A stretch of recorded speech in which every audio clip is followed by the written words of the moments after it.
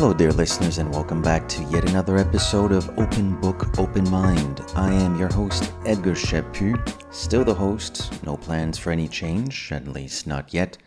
Open Book, Open Mind is the podcast where we discuss about books, most notably literature, but we've started dabbling in some other genres, and we don't have to like the book. Remember, we just have to crack it open, read it, and keep an open mind. On today's episode, we are going to discuss something, we're forging new ground, at least for myself, maybe not necessarily the listeners, certainly not the readers, because I believe this book has a certain notoriety. We're going to be talking about Moon of the Crusted Snow by an Aboriginal or First Nation Canadian author by the name of Waubgeshig Rice. Don't worry, I went onto YouTube. I figured somebody has surely interviewed this person. Turns out, yes, the guy is also a CBC radio host in Northern Ontario. So, he does have a certain popularity. And that's how he says his own name. Waubgeshig Rice. That's W-A-U-B. That's the Wab. G-E-S-H-I-G. Waubgeshig, and then Rice, like the food. So why did I decide to read this? This goes back quite a few months. This recording, again, I don't like giving specific dates, but we're sort of moving ahead here in the summer 2025. We're still in the middle of it, but it's trudging along here. And so this goes back to when there was still snow on the ground, which I guess is fitting, given that snow is in the title of this book, Moon of the Crusted Snow. And for those who I don't want to take for granted that everyone's been paying attention to national or international or global politics, but just in case you haven't, there is a little bit of an issue, even at the time of this recording, sort of midsummer 2025, there's still a bit of an issue between Canada and the United States. Really started very, very early 2025, and which prompted, a lot of people, including myself, to say, you know what, how about let's fall back on maybe consumption of some more local things, whether it's food, clothing, libations, travel, and culture. And so I engaged in that kind of a philosophy as well, which brought me to, don't worry, I'm going to get to the book. This is not a politics podcast. It brought me to a very, very old television show, which hasn't been on the air for donkey's years, but that I remembered from my teenagehood. It's called North of 60, which was produced by the CBC, the Canadian Broadcasting Corporation, throughout the 1990s. I think season 1 is from 1992, and the series finale is sometime in 1998 or 1999, with some subsequent television movies back in the day when television movies were a thing. Those became straight to DVD, which then became, I guess, streaming films today.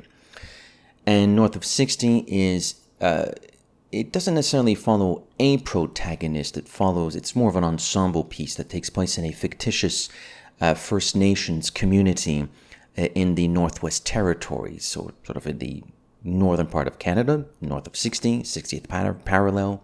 It's a little bit chilly in the winter, and it follows this Dene community, the Dene being one particular type of culture within the many First Nations in Canada. And that was an interesting experience, quite a good show. Not always perfect. It's 6 seasons of about 20 episodes each. They're not all going to be winners, but overall, very good show.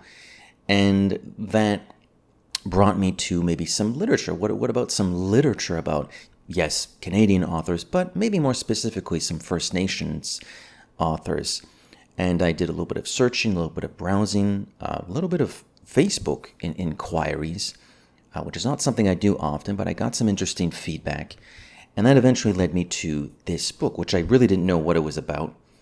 So I said, I read the little log line, and it's this kind of, it's not a piece of science fiction. I don't think even the most nerdy, die-hard science fiction readers would say this is it, but it is in that apocalyptic vein, which itself is often lumped into science fiction.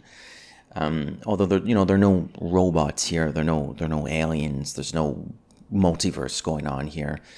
There are no fantastical drugs or superhumans or anything of that nature. But again, it's flirting with the post-apocalyptic terrain, that world, that genre, which itself is often lumped into science fiction, for right or wrong. And so I read this most recently. I finished it about a week ago. And essentially, the story is about a somewhat nondescript Northern Ontario First Nations community, more specifically the Anishinaabe.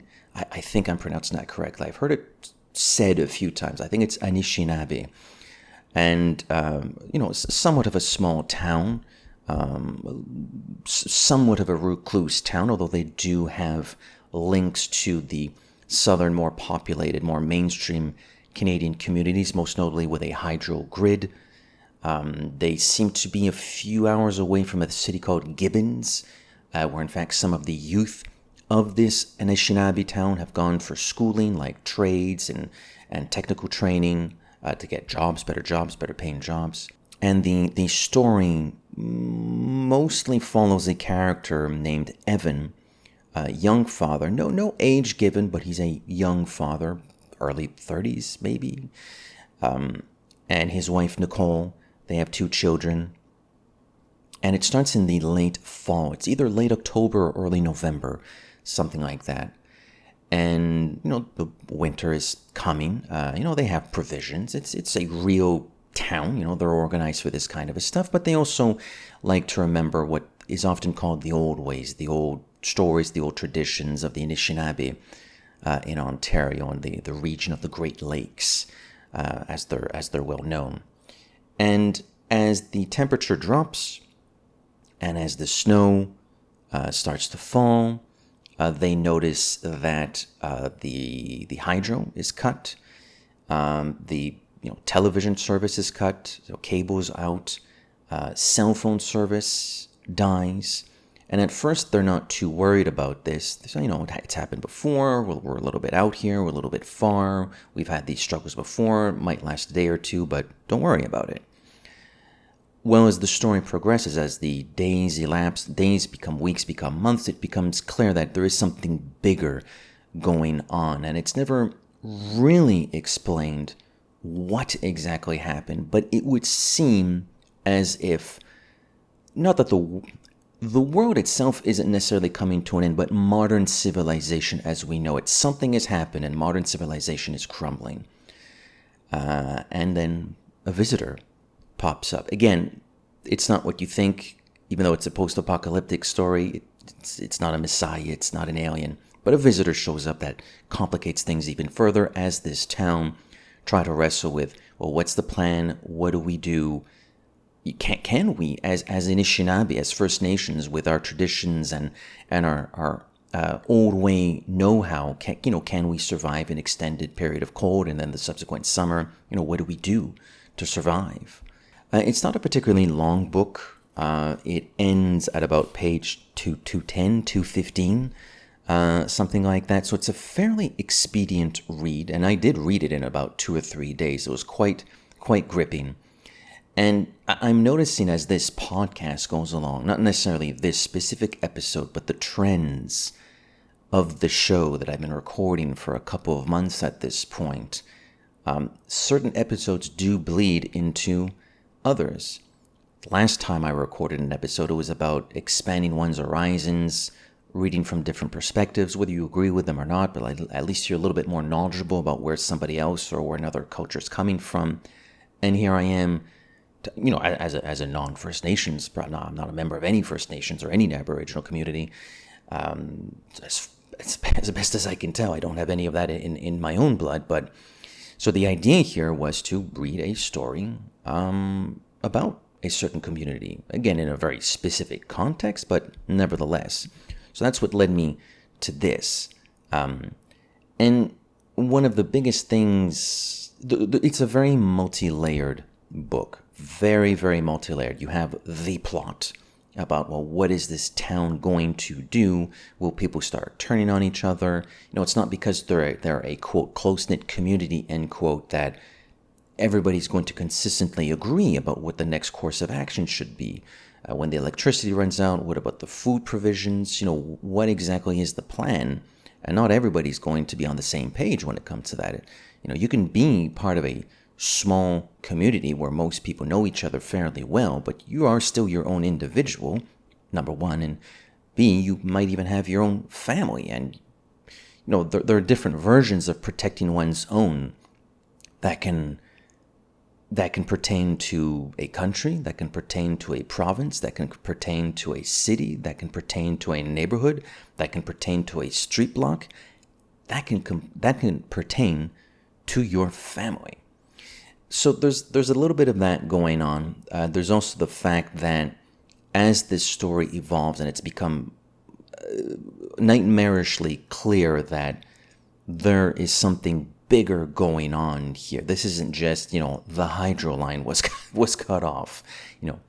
There is no communication with the South, as it's often described, at least from the perspective of these people. Not only is there no communication with the South, they start to receive wind from some of their own who have returned from the South that even in the South, things are getting quite dramatic. Like I said, it would appear, it's never made explicit, but it would appear that modern civilization, with our technology and fanciful know-how, is, for whatever reason, coming to a close. So there's this idea of, on the one hand, fear. Fear permeates this book, but it's a very interesting interpretation of fear. Whenever we have these post-apocalyptic stories, whether they are in novels or perhaps video games or perhaps films or streaming shows, it's either in the urban areas, or if the story is taking place in the post-apocalyptic world, well, there's still the characters we tend to follow seem to have at least some sort of knowledge about what life was like before. Either they came from the city, or they're still rummaging through the destitute corpses of what the urban areas were. Whereas in this case, it's a much more of a subtle fear, an unnerving fear of, well, we, the Anishinaabe, or at least this community of Anishinaabe people, because of historical events and historical actions, not only are we already a little bit cut off from the rest of the world, not that they seem to mind that, but, the fact is they're already a little bit cut off from the outside world. But now this outside world, which still in some roundabout way, like the hydro grid, does assist them, well, what is happening? What exactly is the world coming to? And not only does the book not make that clear, but that also bleeds into the actual story. It's not clear for the characters themselves. Nobody knows what's going on, but it's clearly bad. And it's a little bit like, the monster movies and the alien invasion movies. Those movies are so often a lot more scary before they show you the monster. The monster can look fine, but it's the fear. It's our own imagination that haunts us and plays tricks us and heightens the senses. That's the real fear. So not knowing what the heck is going on outside of this community is in itself a very primal state of fear.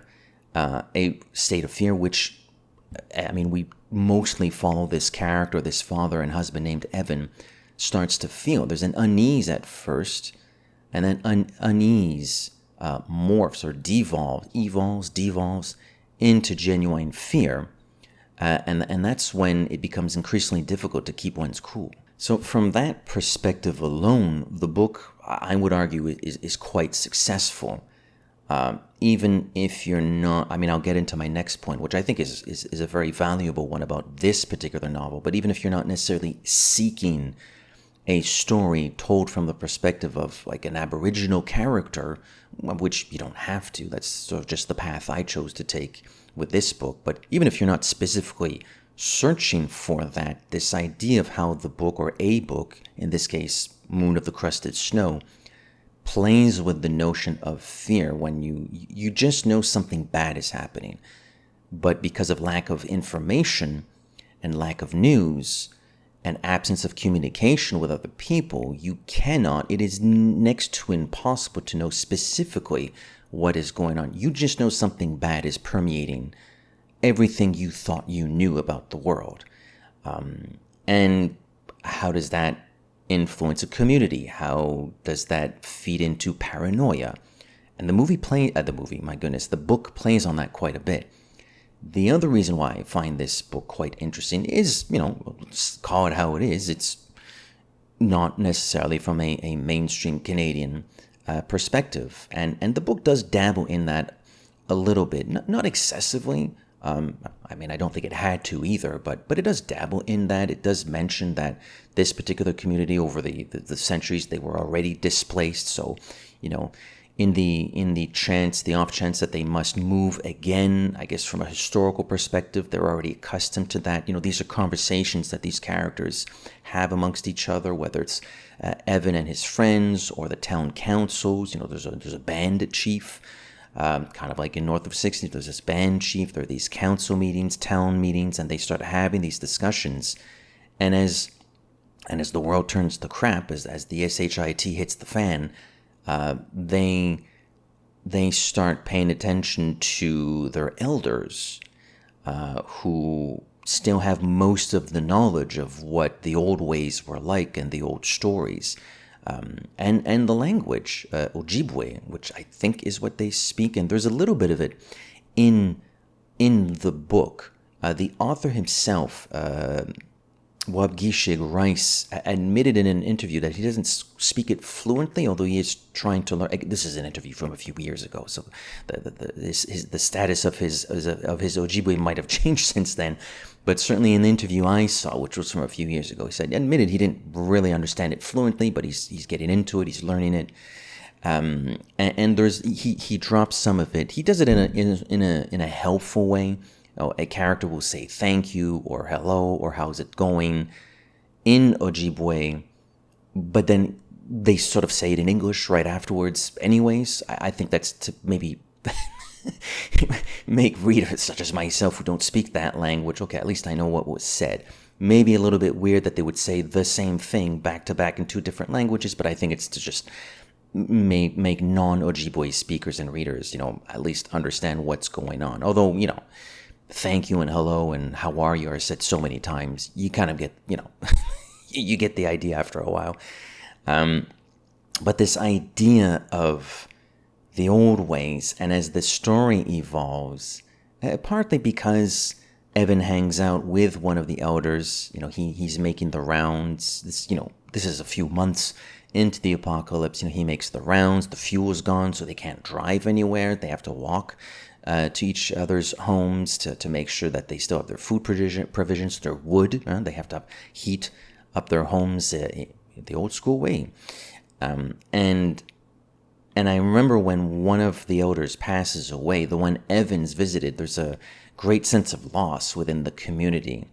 Because now not only is the civilization they thought that they had to deal with, apparently it doesn't exist anymore.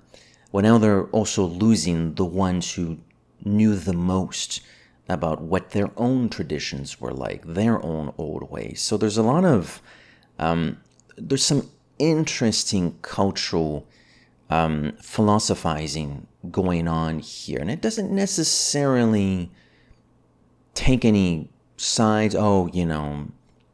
First Nations ways are clearly the best and everything else sucks. The book doesn't really do that. It's really about the characters who themselves are wrestling with some of this stuff. So I thought that was quite fascinating. It was honestly the first time in my life that I read anything that was told from that perspective. To say nothing of the fact that in this country, in Canada, our the mainstream Canada's relationship with the First Nations has often been for some obvious reasons, of course, but it's often been strained, even to this day. Maybe suspicion is such a melodramatic word, but it's not it's not always lovey-dovey, rosy-wosy. I'll put it that way. One need only think about probably one of the worst Canada Days in recent memory, which was right around Canada Day 2020 or 2021. I'm going to say 2021, which was when in BC, in a BC community, a particular graveyard was found with the remains of what appeared to be, small children. And of course, anybody who knows the story about Aboriginal communities and Canadian communities from centuries and decades ago, the schooling, and children would be taken away from their communities to learn, English or French or Christianity, Catholicism, and a lot of these, the stories that came out from these places was that a lot of these kids were pretty maltreated. So it's interesting to sort of read a story from a perspective, at least one of these communities. I mean, there are so many more First Nations families than just the Anishinaabe, but so this is, one version of a story. But I thought it was quite rewarding in that respect. Again, it's the philosophy of the show. You don't have to love it. Just keep an open mind. Understand it. Even if you don't agree with it, just understand it. Be better informed. And not only was this sort of a tension-filled, I don't know about thrilling, but in the sense that there was a lot of tension and horrifying things happening. It does get a little bit gruesome after a while. The other benefit was that, I got to see something from a different perspective. Another thing I liked quite a bit was it becomes, and the book actually subtly highlights this every once in a while, is that the time becomes kind of meaningless. Not meaningless, but in the sense that it's not equated the same way as we would these days, either by looking at a watch or our smartphone screens or our computer screens or a clock on the wall, or on a video screen in the subway. Time is seasonal.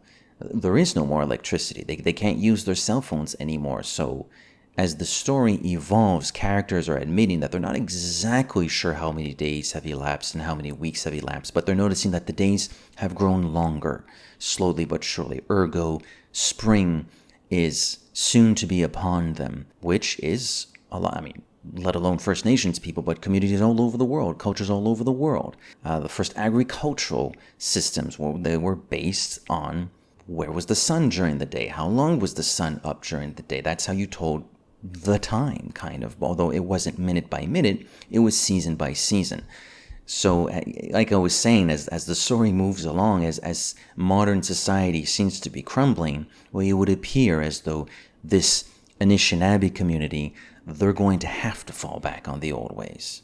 Is it a perfect book? Not necessarily. There is one, I alluded to a visitor that shows up who becomes sort of the antagonist, although the real problem is the apocalypse, but there is a figure, a human figure that takes the form of a kind of antagonist.